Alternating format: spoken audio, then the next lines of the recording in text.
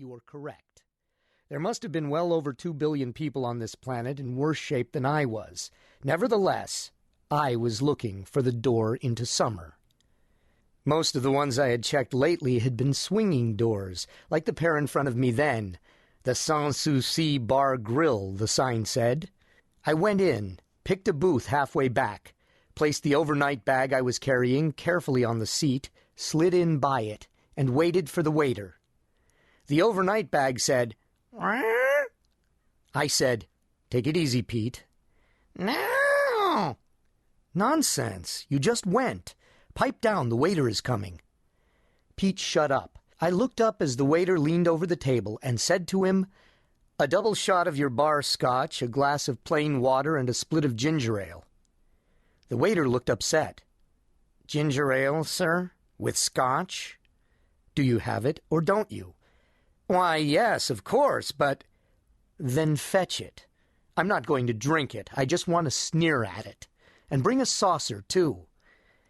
"As you say, sir." He polished the tabletop. "How about a small steak, sir? Or the scallops are very good today." "Look, mate, I'll tip you for the scallops if you'll promise not to serve them. All I need is what I ordered. And don't forget the saucer." He shut up and went away. I told Pete again to take it easy. The Marines had landed. The waiter returned, his pride appeased by carrying the split of ginger ale on the saucer. I had him open it while I mixed the scotch with the water. "Would you like another glass for the ginger ale, sir?" "I'm a real buckaroo. I drink it out of the bottle." He shut up and let me pay him and tip him, not forgetting a tip for the scallops. When he had gone, I poured ginger ale into the saucer and tapped on the top of the overnight bag. "Soup's on, Pete." It was unzipped. I never zipped it with him inside. He spread it with his paws, poked his head out, looked around quickly, then levitated his forequarters and placed his front feet on the edge of the table. I raised my glass and we looked at each other. "Here's to the female race, Pete. Find 'em and forget 'em." He nodded. It matched his own philosophy perfectly. He bent his head daintily and started lapping up ginger ale. "If you can, that is," I added, and took a deep swig. Pete did not answer. Forgetting a female was no effort to him. He was the natural-born bachelor type. Facing me through the window of the bar was a sign that kept changing. First it would read, "Work while you sleep." Then it would say, "And dream your troubles away." Then it would flash in letters twice as big, "Mutual Assurance Company." I read all three several times without thinking about them. I knew as much and as little about suspended animation as everybody else did. I had read a popular article or so when it was first announced, and 2 or 3 times a week I'd get an insurance company ad about it in the morning mail. I usually chucked them without looking at them since they didn't seem to apply to me any more than lipstick ads did. In the first place, until shortly before then, I could not have paid for cold sleep. It's expensive. In the second place, why should a man who was enjoying his work, was making money, expected to make more, was in love and about to be married, commit semi-suicide? If a man had an incurable disease and expected to die anyhow, but thought the doctors a generation later might be able to cure him, and he could afford to pay for suspended animation while medical science caught up with what was wrong with him, then cold sleep was a logical bet.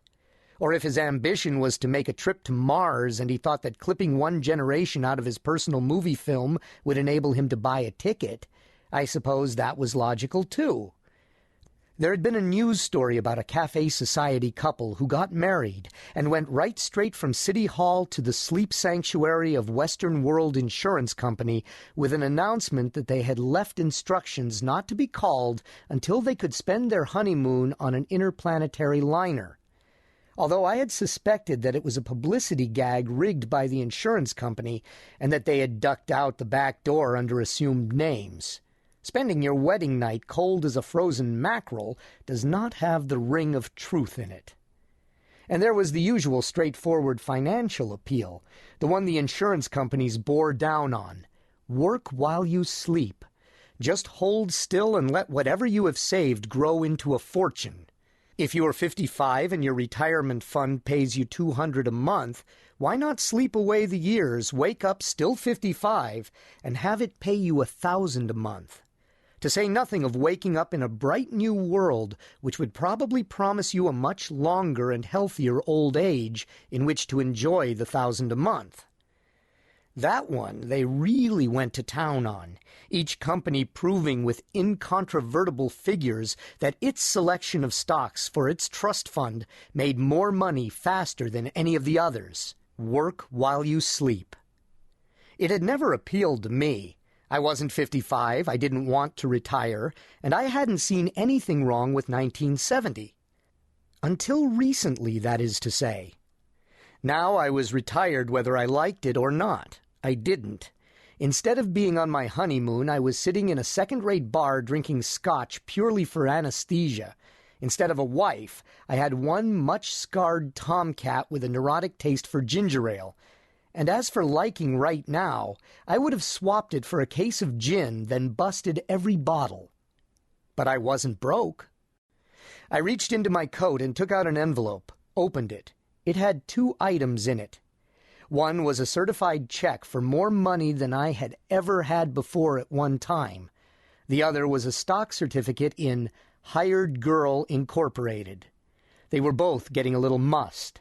I had been carrying them ever since they were handed to me. Why not? Why not duck out and sleep my troubles away? Pleasanter than joining the Foreign Legion, less messy than suicide, and it would divorce me completely from the events and the people who had made my life go sour. So why not? I wasn't terribly interested in the chance to get rich. Oh, I had read H.G. Wells's When the Sleeper Wakes, not only when the insurance companies started giving away free copies, but before that, when it was just another classic novel. I knew what compound interest and stock appreciation could do, but I was not sure that I had enough money both to buy the long sleep and to set up a trust large enough to be worthwhile. The other argument appealed to me more. Go Betty by and wake up in a different world.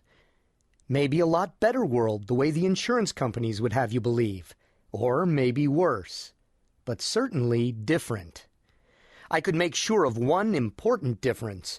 I could doze long enough to be certain that it was a world without Belle Darkin, or Miles Gentry either, but Belle especially. If Belle was dead and buried, I could forget her, forget what she had done to me, cancel her out, instead of gnawing my heart with the knowledge that she was only a few miles away. Let's see. How long would that have to be? Belle was 23, or claimed to be. I recalled that once she had seemed to let slip that she remembered Roosevelt as president. Well, in her 20s anyhow. If I slept 70 years, she'd be an obituary. Make it 75 and be safe. Then I remembered the strides they were making in geriatrics. They were talking about 120 years as an attainable, normal lifespan. Maybe I would have to sleep 100 years. I wasn't certain that any insurance company offered that much. Then I had a gently fiendish idea, inspired by the warm glow of scotch. It wasn't necessary to sleep until Belle was dead. It was enough, more than enough, and just the fitting revenge on a female to be young when she was old. Just enough younger to rub her nose in it, say about 30 years. I felt a paw gentle as a snowflake on my arm. "Roar!" announced Pete. "Greedy gut," I told him, and poured him another saucer of ginger ale. He thanked me with a polite wait, then started lapping it. But he had interrupted my pleasantly nasty chain of thought. What the devil could I do about Pete?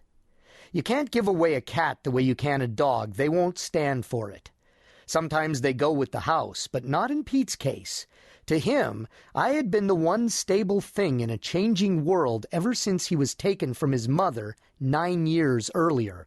I had even managed to keep him near me in the army, and that takes real wangling. He was in good health and likely to stay that way, even though he was held together with scar tissue. If he could just correct a tendency to lead with his right, he would be winning battles and siring kittens for another 5 years at least. I could pay to have him kept in a kennel until he died.